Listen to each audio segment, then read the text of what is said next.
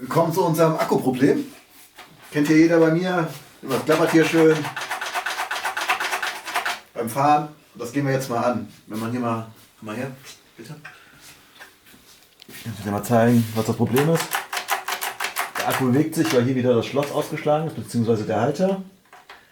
Und dann drückt es halt den Akkudeckel immer raus. Deswegen fliegt der weg und deswegen hatte ich immer das Klettband drum. Und da haben wir jetzt... Was hast du ja gebaut? Ein Halter. Konstruiert. Ja. Ist bei mir ca. 4000 Kilometer drin, ist für gut befunden. Gut, und du fährst ja ein bisschen härter als ich. Fast.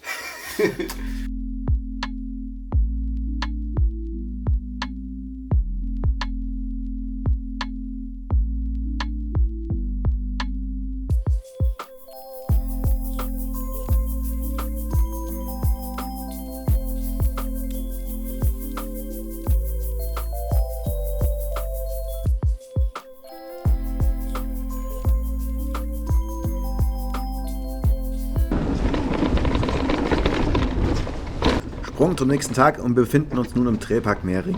Ein kleiner Praxistest unserer Konstruktion, die Bosch oder Cube auf Werk so hätten machen sollen. Aber nein, sie bauen lieber so ein unnötiges Schloss rein, was alle paar Kilometer auf dem Weg zur Eisdiele bricht, klappert und den Akkudeckel rausschlägt, wenn man mal mit dem Gullideckel fährt. Kurze Zusammenfassung, was wir bisher so getan haben. Wir haben das Schloss ausgebaut, den Akku ausgebaut und die Akkuschiene rausgenommen. Dann haben wir Löcher eingezeichnet, diese Löcher gebohrt, den unteren Teil der Halterung in die Akkuschiene reingeschraubt, die Akkuschiene wieder eingebaut, den Akku reingehalten und den oberen Teil vom Halter rangehalten und reingeschraubt. Als letztes haben wir noch den Akkudeckel ausgerichtet und dann hieß es Abfahrt auf den Trail.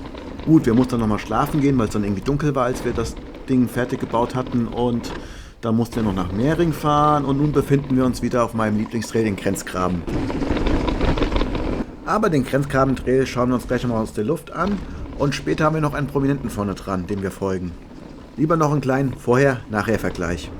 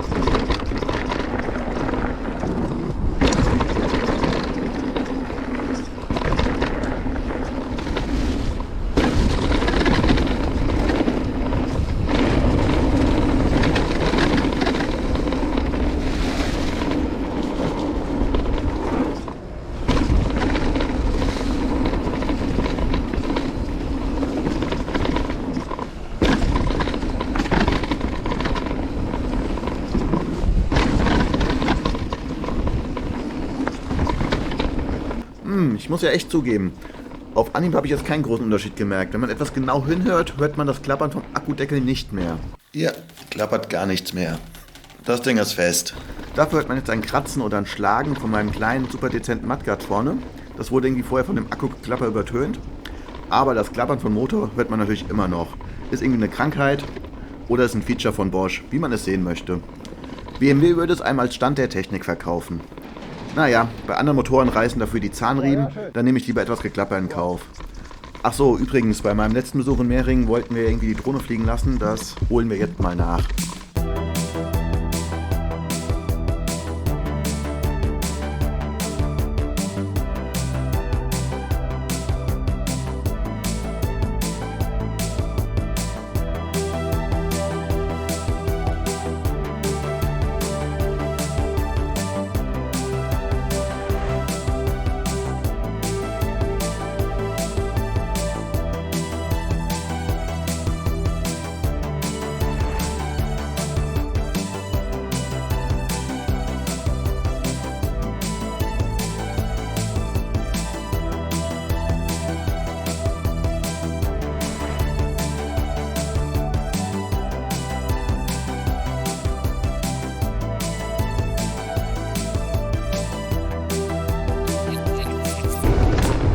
Yeah, ein Erfolg. Die Drohne mal nicht gecrashed. Ich muss mal wieder öfters fliegen. Sieht noch nicht so smooth aus, wenn ich die Drohne drehe und so Spielereien mache. Ich habe aber wieder eine Ausrede parat. Meine Finger waren zu kalt für geschmeidige Bewegung an der Fernbedienung. Wer will vor? Alex, du? Soll ich vorfahren? Los da vorne, Alex! Wuhu! Dann haben wir noch Kevin von dem YouTube-Kanal Auto-Otter getroffen und wir haben eine kleine Abfahrt zusammen gemacht. Zuerst habe ich ihn ausgebremst und dann ist er mir weggefahren. Ich verlinke seinen Kanal mal in der Beschreibung.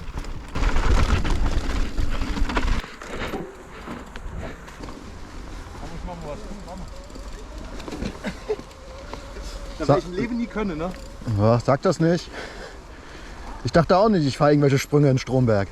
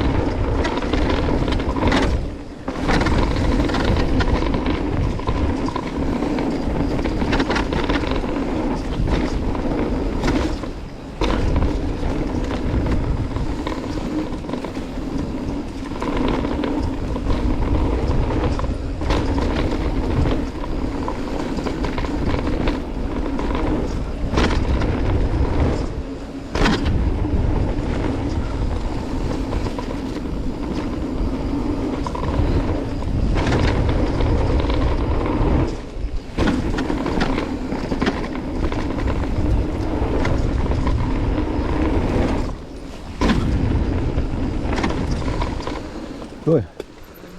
Macht so Bock, ne? Der ist geil. Kevin ist dann mit seinem Nicht-E-Bike wieder hochgefahren. Er hatte keinen Bock, von weiter unten wieder hochzustrampeln. Naja, mit einem E-Bike wäre das kein Problem. Wir haben dann den Moschtrain nochmal zum Abschluss genommen und sind dann nach Hause gefahren. War ein echt schöner Tag bei traumhaftem Wetter. Und die Drohne wurde nicht gecrasht. War ein voller Erfolg. Bis zur nächsten Tour.